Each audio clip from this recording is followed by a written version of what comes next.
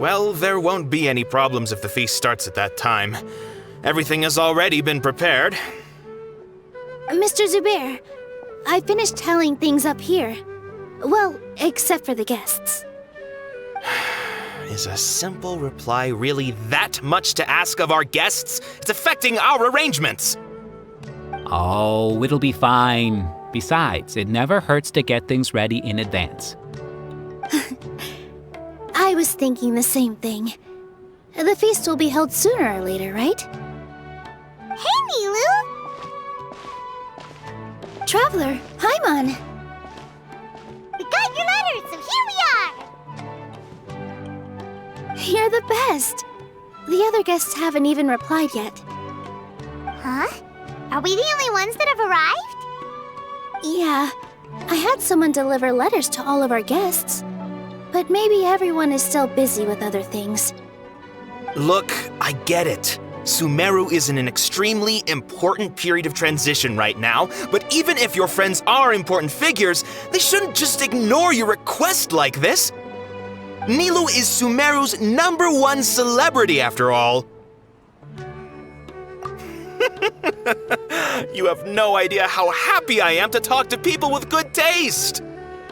If you consider enjoying Nilou's dances having good taste, then almost everybody has good taste. Because Paimon thinks everybody will love her performance. That's right. We all think she's amazing too. Nilou is an absolute favorite among those of us who frequent the Grand Bazaar. For Outlanders, you have a great eye. Master Zubair, let's have a vote for the most outstanding audience members next time. I think these two may win. Nonsense! It is not for us to determine the value of an audience. But indeed, we could try giving gifts to people with particularly good taste. I heard there's a device in Fontaine called a camera that can record people's appearances as pictures. Such pictures would make superb gifts. Ooh, good idea. I wonder where we can find one. I don't want you giving pictures of me to everyone. I'm satisfied just being able to perform here. There's always a lot going on at the Grand Bazaar. Yeah, and that's why I love it here. Traveler and Paimon, could you help confirm if the letters were actually delivered? If for some reason they didn't receive the letters, then please tell everyone that there will be a feast here. Yeah, we can also check out how everything in Sumeru is going now. When I wrote the letters, I heard that Dia was in Port Ormos, and Alhaitham was at the Academia. As for Sino, we've only heard that he appears at the Academia from time to time. I'm not too sure about Rahman's whereabouts. My guess is that he's with Dia. As for Dunyarzad, I just hope she's feeling better. I sent her a letter, but I was afraid of disturbing her. If you have time, please ask about her for me. Okay, got it. Let's go, Traveler. Easy.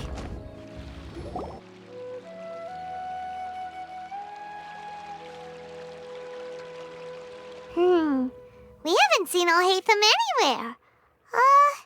Let's ask that person over there.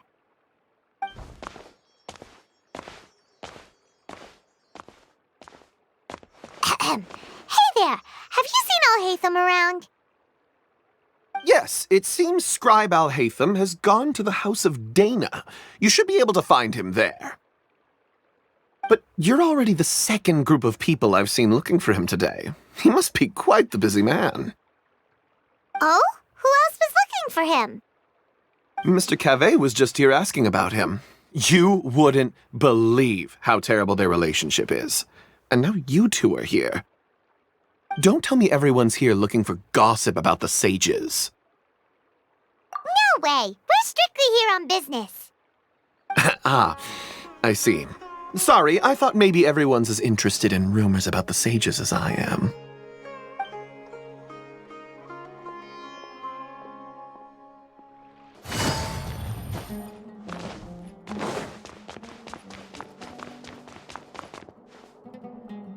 Alhaitham should be around here somewhere, right? Oh, he's over there! But it looks like he might not have time for us. Just put down that worthless book and tell me what happened in the academia. This is not just some worthless book. Do you have any idea how difficult it is to find a physical book like this in Sumeru?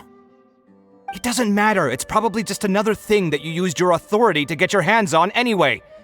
Just put it aside. Listen, I came back today only to hear that the sages have disappeared. Oh, you sound surprised. I thought you would already know the inside story. Would I be here asking you if I knew? You're the scribe, not me. So just tell me what you know already. Well, I almost became a sage. Huh? Oh, don't sound too surprised now. You're the renowned Kaveh, light of the Ksharawar. Besides, as a master builder and craftsman, chances are you'll be appointed as a sage too. Why do I feel like you don't really mean it? What makes you say that? Why would you question my heartfelt sincerity? Maybe it's because you've never said anything good about me before. Yeah, well, I share a similar sentiment, and anyone who knows you as well as I do would surely do the same. You... See? This is why I hate discussing anything with you. Your ridiculous and arrogant attitude always gets in the way. It seems that you really can't stand my personality. Ha! What was your first clue? Well, then you might as well move out of my house. Are you threatening me? Stooping to a new low, I see. Ugh, and don't change the subject. You, a sage? What a joke. The academia might as well just close tomorrow. Are they having a fight? Forget what's going on with the academia. Haven't you been busy with your construction project? Tell me, when are you going to build yourself a mansion? Don't get me started. I get angry just thinking about it. So, what great building did our master architect work on this time? Like I need to tell you. Keep your nose out of my business. No, I think we deserve to know. Where were you when Sumeru needed you most? I was in the desert for a large project, but considering Haravatat's utter ignorance of architectural and aesthetic matters, you probably wouldn't understand. Which is truly unfortunate. I can only pity the man who doesn't understand the first thing about beauty and romance. Unlike a true... hold on, wait a second. What do you mean by when Sumeru needed me most? Well, while you were out fiddling around in the desert, many people came together to save Sumeru from a crisis. Ha! And you think I'd believe that? Look, all you really need to know is that Azar and all his accomplices have all been overthrown. Huh? What nonsense are you talking about? It's no skin off my nose if you don't believe me. It's not like my Darshan was the one trying to apply for funding from the Grand Sage. Yours, though, on the other hand... You know what? I'll ask around. I'm sure someone knows what's going on here. You're dead if I find out you're lying to me.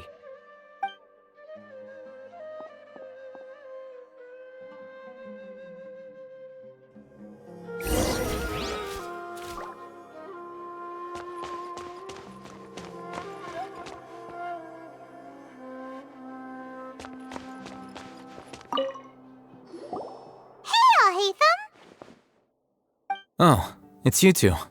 What's the matter? We're running some errands for Nilu. Have you received her letter? Letter? Nilu said she sent out a letter inviting everyone to a celebration feast in 2 days at the Grand Bazaar. We'll also be celebrating Zaino's reinstatement as General Mahamatra. If she addressed the letter to Alhaitham of the Academia, then the letter should have gone to my office. I've been busy these days, so I haven't had time to check for any new mail at my office. I only now have some free time to attend to personal matters.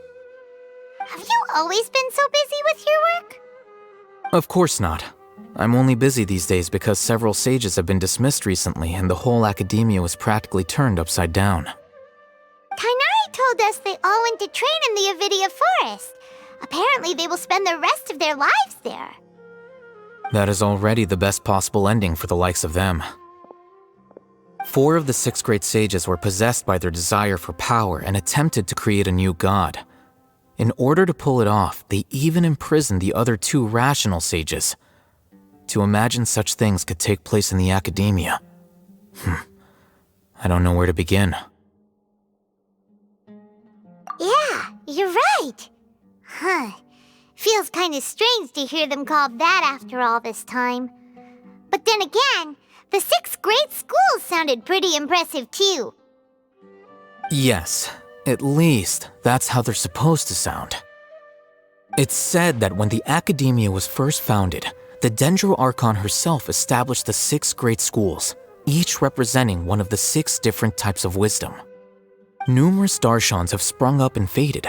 Only the 6 Darshans attaching themselves to the 6 great schools have stood the test of time and obtained permanent seats in the academia. Now, the 6 Darshans are nearly synonymous with the 6 great schools, and the leaders selected for the schools are the 6 great sages. Among the 6 great sages, there is one central leader, the Grand Sage. Unfortunately, only the sages from Vahumana and Amorta remain now. They were imprisoned for opposing Azar and were only rescued after Azar's downfall. So who's managing things in the other 4 schools now? Do they need to find someone new? Yes. Normally, new sages are selected based on a strict set of criteria. Oh, didn't you just say something about becoming a sage? If they pick you, then we'd have a huge connection in Sumeru. Yes, about that. You didn't let me finish my sentence. The person in charge of personnel affairs nominated me to be the Grand Sage in place of Azar and help Lesser Lord Kusanali manage the academia. But I refused. Huh? But why? Can't you be a little more ambitious? I'm not even interested in being one of the 6 great sages. Like I said before, I don't like being a leader. Oh, all right. So are you busy these days trying to find others to take the job? That's not my job either. I'm only responsible for handling important affairs within the academia before the new sages take office. And the first thing I'll do is reject Kasharawar's application for funding. By the way, who was that other person just now? Is he your friend? Do we look like friends? Paimon doesn't know. That's why Paimon's asking. His name is Kaveh, my roommate. You could say he's the representative for Ksharawar scholars. Which is exactly why he always has so many problems. So everything that's happened recently must be a huge change for the people of Sumeru. Such is the work of the Academia Scribe. Well, anyway, no matter how busy you are, since you are our planner, remember to attend the celebration feast in 2 days. All right, I'll see you there.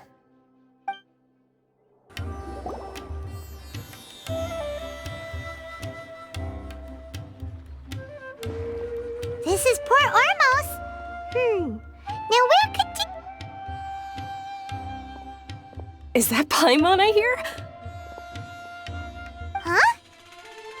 Oh, it's been a while. How are you doing? Dunyarzad! It's been so long since we've seen you! I'm doing well. I can go as far as saying I have never been happier in my entire life. I don't know if you've heard, but Elazar has completely disappeared, and all the patients have recovered. You kidding? Knowing them and the connections they've got, I'm sure they've heard about it. Yeah! That's right. My lady is feeling better now, so I'm accompanying her for a walk. Why do you still call me that, Dia? You've already informed my father of your resignation. I guess I'm just used to calling you my lady. Old habits die hard. Resignation? You mean you're quitting? Yeah, I might start losing my edge if I keep being a bodyguard for the Homayanis. You know that my parents and I are fond of you, and that we appreciate you very much. It wouldn't be a problem if you wish to continue to be our bodyguard. I'm not a woman that's easily persuaded. You should know that by now, my lady. When I took this job, I had already decided that I'd quit as soon as you'd recovered. It's time for me to get back out there and chase that horizon. So what are you gonna do now if you're not gonna be a bodyguard anymore? I want to take a risky job and put my body to the test again. Huh? But we literally just finished one of the most dangerous jobs ever! Are you getting bored already? I know. If I hadn't joined in that plan with you, I wouldn't have come up with this idea. I guess I still get fired up by that feeling of going all out in a fight. It made me realize that I'm still a mercenary through and through. Life is short, and I'm happy that I got to be a part of that operation. But the whole thing also made me realize that there are still many problems in Sumeru, and as a desert dweller, I'm still not completely ready to settle down on this side of the wall. Well, I remember a friend had someone bring you a message. You mean I'll hate them? I didn't expect him to still remember that. I thought he was joking. We just came from talking with Al-Haytham at the Academia. Did he tell you that he suggested that I come work at the Academia? What?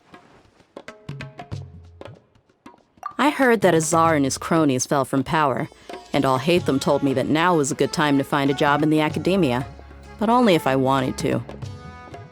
Whoa. Hyman can't see you being anything other than a mercenary. Me neither. But I think Dia would look great dressed up as a scholar. Ugh, forget about it. I wouldn't last 10 seconds in there. Al-Haytham probably just liked the way I worked and knew I'm good in a fight, so he suggested I find some work in the Academia. But you know, if you take him up on the offer, Sino might actually agree and let you become a Matra. Because you're super amazing! The Matra have all the talent they need as long as they have Sino. I prefer to be free to live however I choose. In fact, I chose this job from the very start because I knew it'd be right up my alley. Even if being a mercenary means facing all kinds of danger. A lion has to return to the wild sooner or later. If anything, being your bodyguard has been unfamiliar territory for me. I don't want to see you go, but I'll respect your decision. I'm glad to hear you say that. Come on, no need for the sad face. It's not like we'll never meet again. Once the whole Dendro Archon thing is settled, everything in Sumeru will take a turn for the better. That makes me happy too. But a peaceful society will probably mean less demand for mercenaries like me. Before long, we'll be a dying breed. So I'd better get to work while I still can. Huh? But wait a second! You make it sound like you're leaving now! Well, no, not yet at least. I promised my lady I'd stick around until next week. So, have you been in Port Ormos this entire time? We were wondering if you had received a letter from Nilu. Oh, did Nilu write to us? She heard that you were seen in Port Ormos, so she sent the letter here. Huh. It was probably sent to the inn that we're staying at.